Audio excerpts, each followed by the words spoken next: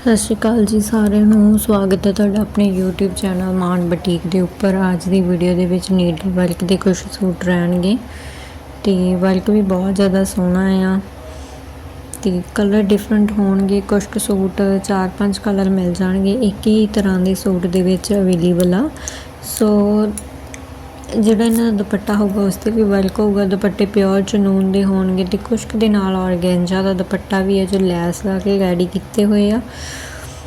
ਬਹੁਤ ਹੀ ਜ਼ਿਆਦਾ ਸੋਹਣਾ ਵਰਕ ਹੈ। ਗੋਟਾ ਪੱਟੀ ਦੇ ਵਰਕ ਨਾਲ ਸੂਟ ਰੈਡੀ ਆ, ਕੁਛ ਕੁ ਨੀਡਲ ਵਰਕ ਦੇ ਨਾਲ ਰੈਡੀ ਆ ਤੇ ਕੁਛ ਕੁ ਜਿਹੜੇ ਸੂਟ ਹੈਗੇ ਆ ਪਿਓਰ ਕਰੀਪ ਦੇ ਵਿੱਚ ਹੈਗੇ। ਇਹਨਾਂ ਦੇ ਉੱਪਰ ਸੀਕੁਐਂਸ ਦਾ ਵਰਕ ਕੀਤਾ ਹੋਇਆ ਵੈ। ਸੀਕੁਐਂਸ ਦੇ ਵਰਕ ਦੇ ਸੂਟ ਵੀ ਬਹੁਤ ਜ਼ਿਆਦਾ ਸੋਹਣੇ ਲੱਗਦੇ ਆ। ਸਿੰਪਲ ਤੁਸੀਂ ਪਾਈਪਿੰਗ ਕੱਢ ਕੇ ਸਾਈਡਾਂ 'ਤੇ ਵੀ ਤਾਂ ਜੋ ਚਾਕ ਜੇ ਖਰਾਬ ਨਾ ਹੋਣ ਤੇ ਉਵੇਂ ਸੂਟ ਬਣਾ ਸਕਦੇ ਹੋ। ਬਹੁਤ ਜ਼ਿਆਦਾ ਸੋਹਣੇ ਲੱਗਦੇ ਆ। ਜੇ ਚੈਨਲ 'ਤੇ ਨਵੇਂ ਹੋ ਤਾਂ ਚੈਨਲ ਨੂੰ ਸਬਸਕ੍ਰਾਈਬ ਜ਼ਰੂਰ ਕਰਿਓ।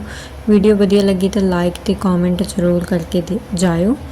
So thank you so much ਮੇਰੀਆਂ ਵੀਡੀਓਜ਼ ਦੇਖਣ ਲਈ।